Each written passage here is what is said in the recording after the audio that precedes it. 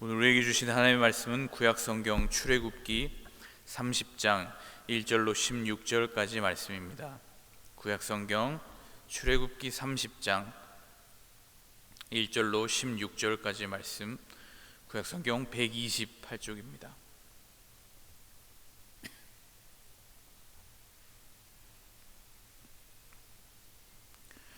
출애굽기 30장 1절로 16절까지 말씀, 구약성경 128쪽입니다. 저와 여러분이 한 절씩 번갈아 교독하시겠습니다. 30장 1절로 16절까지 말씀입니다.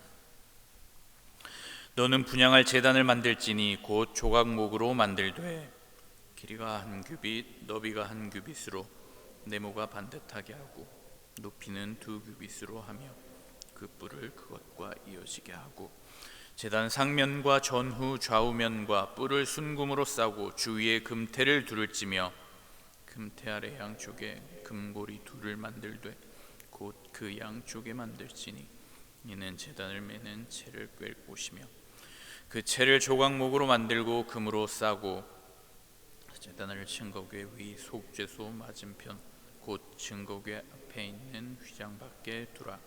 그 속죄소는 내가 너와 만날 곳이며 아론이 아침마다 그 위에 향기로운 향을 사르되 등불을 손질할 때에 살을 찌며 또 저녁 때에 등불을 켤 때에 살을 찌니 이 향은 너희가 대대로 여호와 앞에 끊지 못할지며 너희는 그 위에 다른 향을 사르지 말며 번제나 소제를 드리지 말며 전제에 술을 붓지 말며 아론이 1년에 한 번씩 이 향단 뿔을 위하여 속죄하되 속죄제의 피로 1년에 한 번씩 대대로 속죄할지니라. 이 제단은 여호와께 지극히 거룩하니라. 여호와께서 모세에게 말씀하여 이르시되 내가 이스라엘 자손의 수요를 조사할 때 조사하는 각 사람은 그들을 계수할 때 자기의 생명의 속전을 여호와께 드릴지니 이는 그것을 계수할 때 그들 중에 질병이 없게 하려 함이라. 무릇 계수 중에 드는 자마다 성소의 세겔로 반세겔을 낼지니 한 세겔은 20게라라. 그 반세겔을 여호와께 드릴지며 계수 중에 드는 모든 자 곧 20살 이상 된 자가 여호와께 드리되 너희의 생명을 대속하기 위하여 여호와께 드릴 때에 부자라고 반세겔에서 더 내지 말고 가난한 자라고 덜 내지 말지며 너는 이스라엘 자손에게서 속전을 취하여 회막 봉사에 쓰라. 이것이 여호와 앞에서 이스라엘 자손의 기념이 되어서 너희 생명을 대속하리라. 아멘. 오늘 만날 곳이 있는 인생이라고 하는 제목으로 하나님 말씀 증거하겠습니다. 코로나 바이러스는 우리를 참 힘들게도 했지만 우리에게 준 유익도 없지는 않습니다.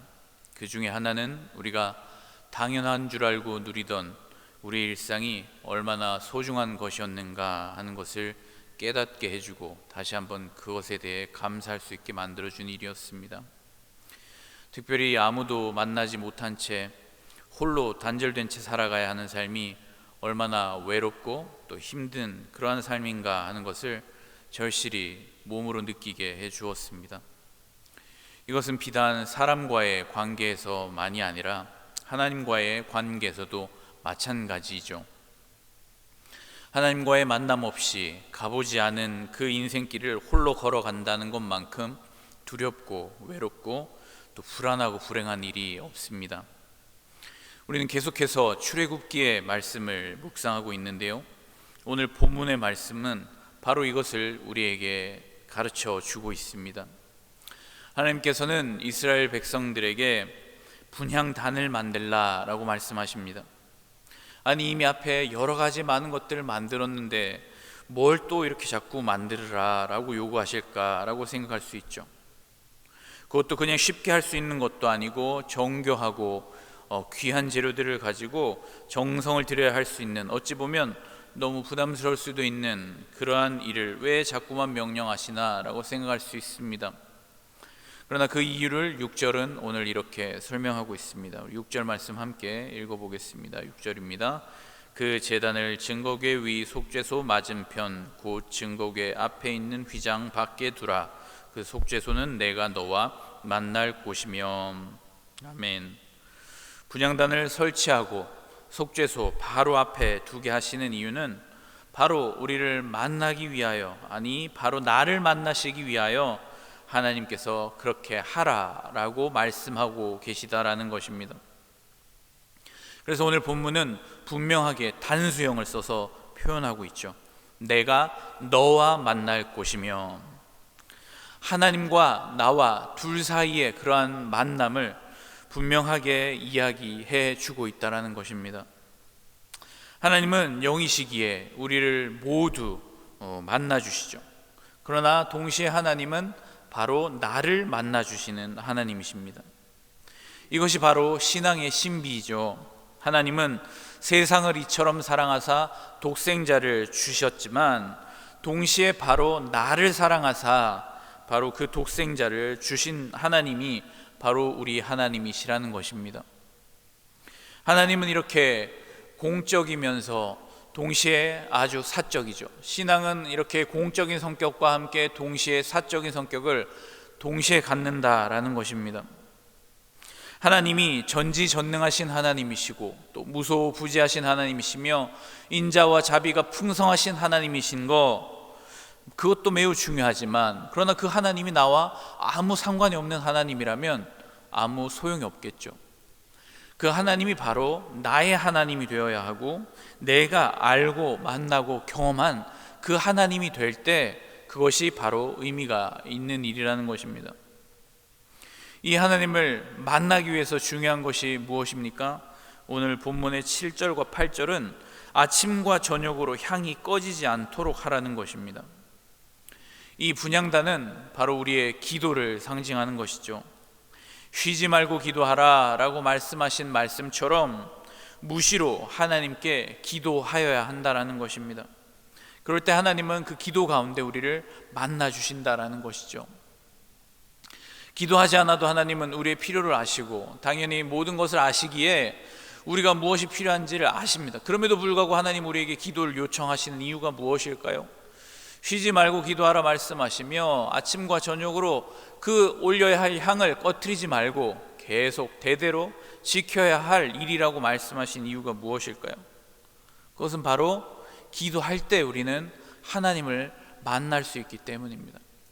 하나님은 우리를 기도 가운데 만나시기를 원하신다는 것이죠. 우리는 늘 기도를 통하여서 얻어지는 여러 가지의 부산물, 하나님이 주시는 그 선물을 우리는 받는 데 관심이 있지만 하나님은 우리에게 주시는 선물만 주시는 데 관심이 있는 것이 아니라 우리와 함께 바로 그 선물을 통하여서 깊은 관계로 나아가는 그 만남에 관심이 있다라는 것입니다. 그러므로 우리는 하나님을 만나는 바로 그 자리로 나아가야 합니다. 이스라엘은 지금 어디에 있습니까? 출애굽하여서 이제 광야의 길을 걸어가고 있습니다. 광야의 특징이 무엇이죠? 어디가 길인지 알 수도 없고 여기가 길이다, 일로 가면 된다, 그 길을 안다고 하여도 수많은 외적 환경의 척박함과 싸우느라 나아갈 힘을 곧 잃고 주저앉고 마는 곳, 바로 그곳이 광야입니다. 그 외롭고 힘들고 거친 광야를 가이드도 없이 홀로 걸어간다면 얼마나 힘들고 지치고 두렵겠습니까? 그런 이스라엘에게 바로 천지 만물의 주관자 되신 하나님께서 기도하는 가운데 바로 하나님 앞에 나올 때 만나 주신다라고 말씀하고 있다는 것이죠. 사랑하는 성도 여러분, 이스라엘만 광야의 길을 걸었습니까? 우리 인생 역시 따지고 보면 광야가 아니겠습니까? 나름 잘 살아보겠다고 고르고 골라 배우자를 선택했고, 또 우리가 잘 살아보겠다고 여러 가지의 공부를 하고 직장을 선택하고 비즈니스를 선택했고, 또 자녀를 잘 키워보겠다고 나름대로 좋아 보이는 수많은 방법과 길들을 선택하였지만, 그러나 내 생각, 내 의지와는 전혀 다르게 펼쳐지는 낯선 길과 척박한 환경 가운데 자꾸만 주저앉고 마는 것이 바로 우리 인생의 광야길과 같은 모습이죠. 하나님께서 오늘 바로 이스라엘 백성에게 약속하십니다. 내가 너와 만날 곳이며, 내가 너와 만날 곳이며. 하나님은 광야와 같은 우리의 인생길 가운데서 우리를 만나기 원하시는 하나님이시라는 것입니다. 이 하나님을 만나는 인생, 이 하나님을 만나 우리의 모든 괴로움, 또 우리의 모든 아픔과 누구에게도 토로할 수 없었던 저 깊숙한 곳에 쌓아둔 마음의 격정을 토로할 수 있는 그런 인생, 그래서 시마다 때마다 구름 기둥과 불 기둥으로 인도함을 받는 그러한 인생이라면 얼마나 행복하겠습니까? 그래서 시편 62편 8절은 이렇게 말씀하죠. 백성들아 시시로 그를 의지하고 그의 앞에 마음을 토하라. 하나님은 우리의 피난처시로다. 이렇게 말씀합니다. 우리는 살아가며 수많은 광야와 같은 우리 인생길 가운데서 우리가 하나님을 만나는 것이 반드시 필요하다라는 것이죠. 바로 팡세에는 이렇게 우리 인생 가운데 누구도 채울 수 없고 하나님이 많이 채우실 수 있는 그런 우리 인생의 공간이 있다, 이렇게 표현을 합니다. 우리 인생 가운데는 하나님만 만나 하나님만이 채워주실 수 있는 것이 있다라는 것이죠. 그러기에 우리는 오늘도 하나님을 만나 하나님의 도움을 받는 그런 인생으로 나아가야 한다라는 것입니다. 오늘 기도하는 이 시간 하나님 앞에 우리의 마음을 토하며 나아갑시다. 그때 내가 선 바로 이 자리가 하나님이 나를 만나주시는 그런 복된 자리가 되고, 갈 길 몰라 방황하던 우리의 인생이 하나님 손에 붙들려 인도함 받는 그러한 자리가 될 것입니다. 마지막으로 오늘 본문의 11절 하반절을 보면 인구 조사를 하고 거기에 속전을 내라 명령하고 계십니다. 15절에 가난한 자나 부자나 아무도 예외가 없는 것을 보게 되죠.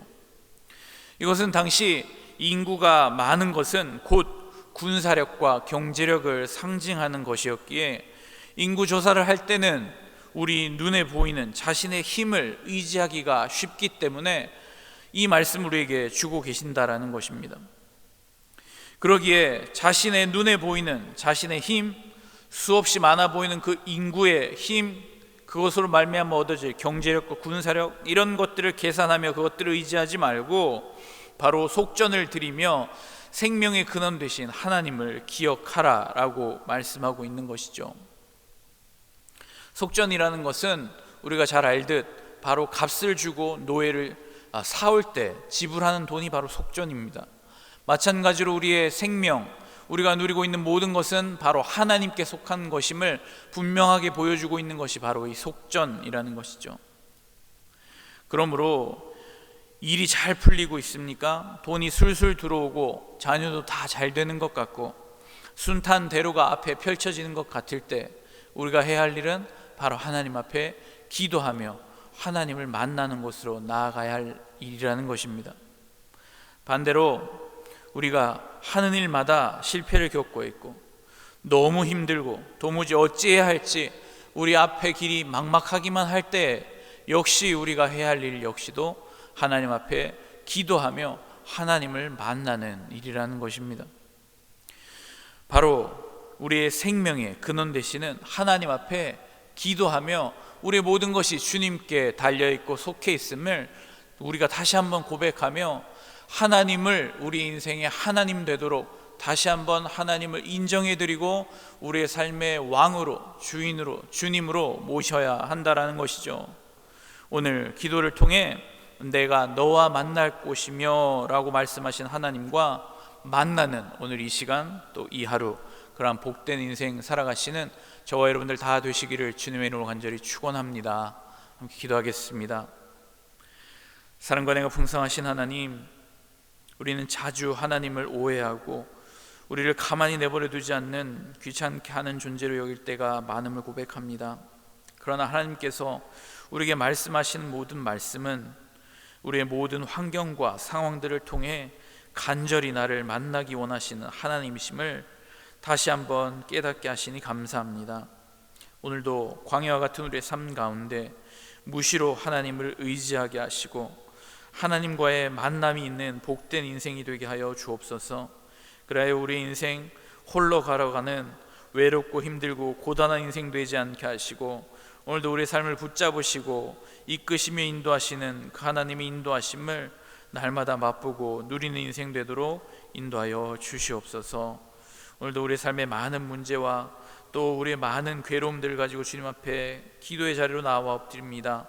주님, 오늘도 우리 마음의 소원을 아시는 주님, 우리 마음의 소원만 아를 것이 아니라 오늘도 우리 기도를 통하여 우리의 상호 행편을 통하여 우리를 만나기 원하시는 바로 그 하나님과의 교제가 회복되어지게 하시고, 오늘도 그 하나님으로 인하여서 주님 진정으로 만족한 인생 될 수 있도록 오늘 우리 가운데 역사하시고 채우시고, 또한 먼저 그 나라와 의를 구할 때 주님 모든 것을 더하여 주시는 그 주님의 은혜도 경험하고 맛보는 우리 될 수 있도록 이끌어 주시옵소서. 감사드리며 우리 주 예수 그리스도 이름으로 기도드립니다. 아멘.